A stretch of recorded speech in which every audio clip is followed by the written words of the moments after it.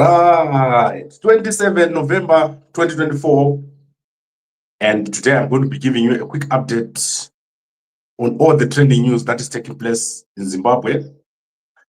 And today is a very important day, one of the most important days for Africa, because we're going to have an election taking place in Namibia, and this election is going to show if there's going to be change in our region. We are seeing here a possible end of the liberation movements after what happened in Mozambique.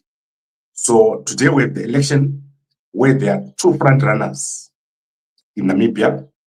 That is the candidate from Swapo here. That is Netumbo, who is the vice president currently of Namibia.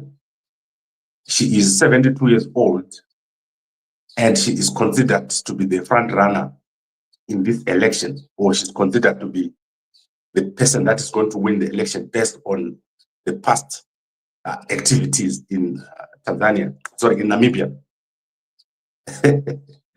So let's see what happens. Nelson Chamisa has came out today and he's supporting the opposition candidate. And the opposition candidate is 67 years old. And he is a former youth leader of Swapo. So that is Dr. Panduleni Ithula, 67 years old, is a dentist.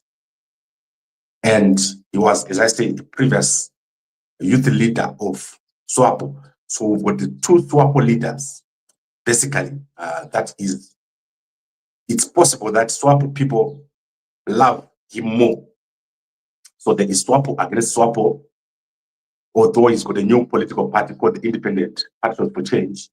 In the last election, he contested as an independent and he got 27% of the vote. So I hope that you understand what is happening in Namibia. The Namibian election is very complex compared to all the other elections that we've seen.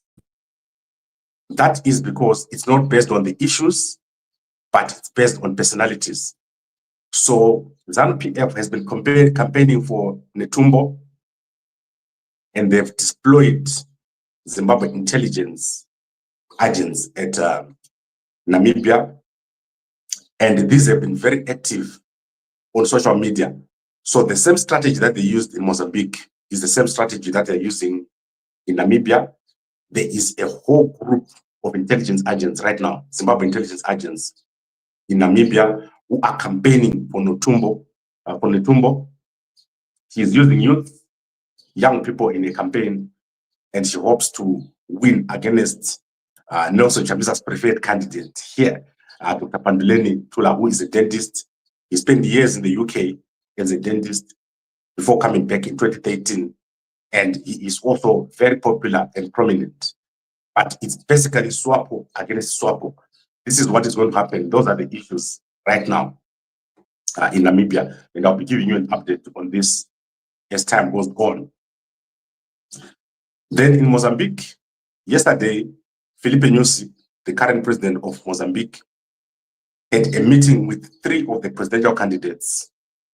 That is MDM and Renamo, and also Frelimo. So you can see Chapo is extremely tall over there.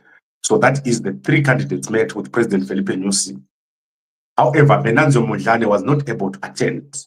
So the most popular person in Mozambique, Venancio Mondlane, did not manage to attend because they did not give him a link to attend remotely.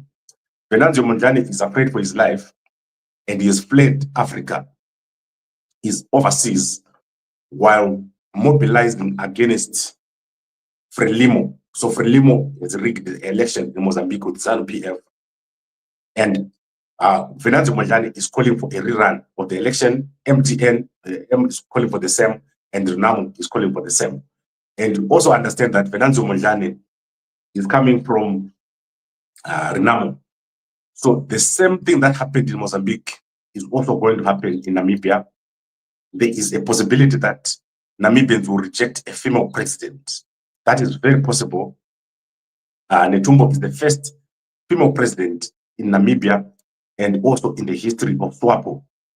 So there is a big possibility that the the country could reject a female president, and this the beneficiary here would be IPC President Panduleni Ithula.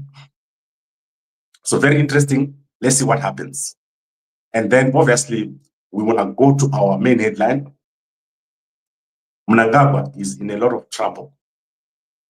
So the Zimbabwe military has taken charge, as I told you, and they are blocking attempts by Mnangagwa to change the constitution to allow him to go beyond 2030.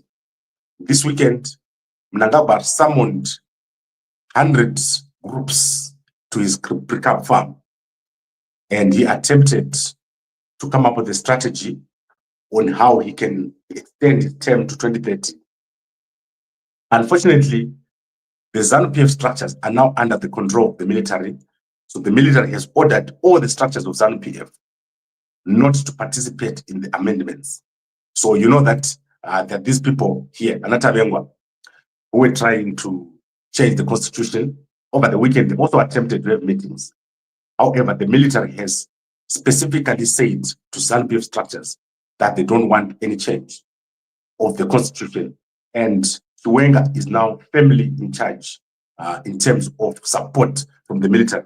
So I do not know what is going to be the next move of the military, but Chiwenga is now the man who is likely to take over from Mnangagwa, and this process is now underway. We are looking here at one of the biggest changes that is going to take place within a short space of time.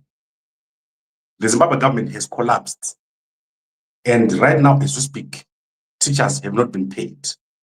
I've advised you that a lot of people didn't get their US dollar component, but yesterday, the Zimbabwe Teachers Association has revealed that teachers did not receive their ZIG component. So there is no money in the Zimbabwe government. And within a short space of time, you are going to see the collapse of the Zimbabwe government. People are not being paid, contractors are not being paid, and people who did work for the government of Zimbabwe are not being paid. For example, the people who did work for the Registrar General's Department, they've not been paid. There are people who did work for ZEC, they've not been paid. The Zimbabwe government is paying 3 billion a month in interest on debt. And the Zimbabwe debt is estimated between 30 billion and 80 billion. This is a government under collapse. The government of Zimbabwe has collapsed under Mnangagwa. But what Mnangagwa is trying to do is to distract attention. So yesterday, Mnangagwa started again his process of handing out cars. He has handed out a car to Manyeruke, Baba Manyeruke here. He has also handed a car over to Mai Charamba and Baba Charamba. And I feel sorry for these guys, Anna Mai Charamba and Baba Charamba. After working so hard and coming to the top of the music industry, they can't afford a car. They have to get a car from some corrupt person. And this is going to be their legacy. Babana Mai Charamba, Kuti, they received a car at the end of Mnangagwa's tenure as part of a propaganda activity. So sad to see this couple that were doing so well being reduced to beggars by Anna Wikino. Wikino Chivayo is no one.